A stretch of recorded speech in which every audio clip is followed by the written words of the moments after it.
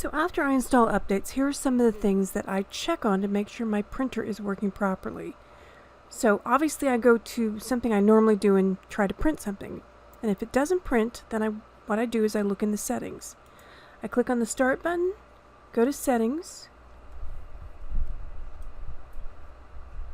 and I come down here and I look at Devices,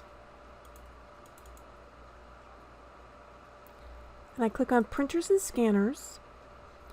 And one little tip I do for any computer that I have is I make sure that this Let Windows Manage My Default Printer is not checked.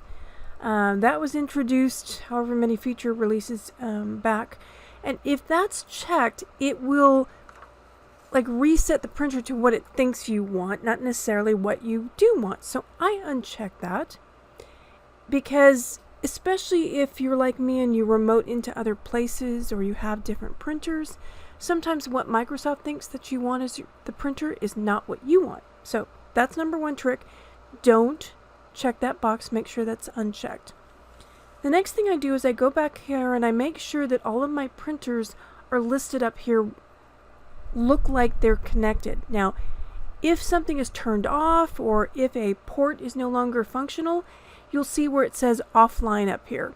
So that's your first clue of check and make sure any of your printers say that they're ready to go.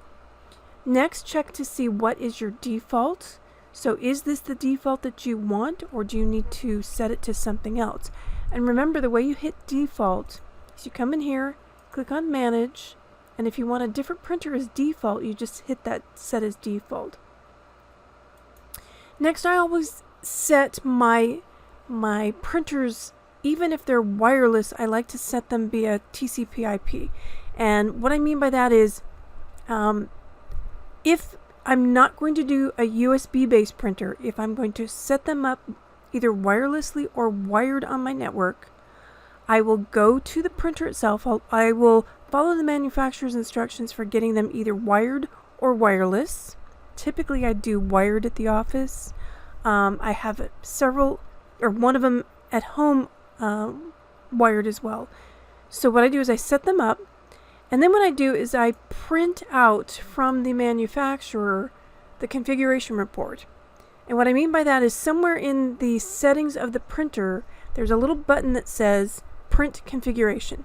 And when you print that out, especially if you have what's called DHCP, which then the printer then picks up the address from your router and it will assign an IP address. And typically in home networks, this address starts with a 192.168.1. something.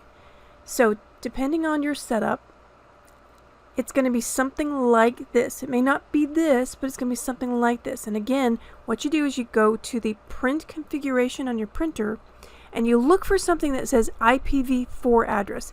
And that's your clue right there. That's your IPv address. So then when you go, you double check and make sure, click on Manage, click on Printer Properties, go up here to Ports, and make sure you have to expand this out a bit and scroll down and make sure it's on the right port. So right there, see how that's the 192.168.22? That's what my printer said it was. That's what the settings does. Now, sometimes after updates, you'll see it flip over to these WSD ports. I personally like to do a straight IP address. I have found issues in the past with these WSD ports. So that's why I always like to know what the IP address is, and I like to choose it. So after updates, come in here, double check and make sure it's what you set it up for before. You may even want to take screenshots so you know what it is. The other thing you can do when you're in here is change the name to something more descriptive. So if this isn't a meaningful description up here, because sometimes they'll rattle off and have some name, and especially if you're remoting in from home to the office, a printer at the office may be similarly named to something that you have at home. So you can always come in here and change the name. All you have to do is just say I'm going to come in here and say Susan's Home HP Color Laser Jet. And I'm going to say OK on that. I've got a little bit tiny on the screen so you can't see it. And then what you do is you back yourself out. If I can find my mouse, here we go. Back yourself out one and you'll see that your printer name is changed. And now it's something more meaningful to you. And you can do that to any of the printers.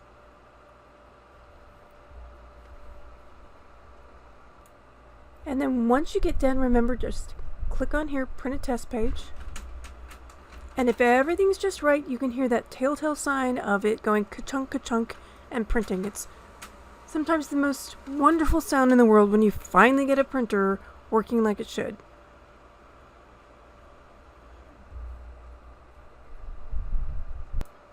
And there you have it. There's my tips for checking out and making sure your printer is doing what it should do, especially after updates.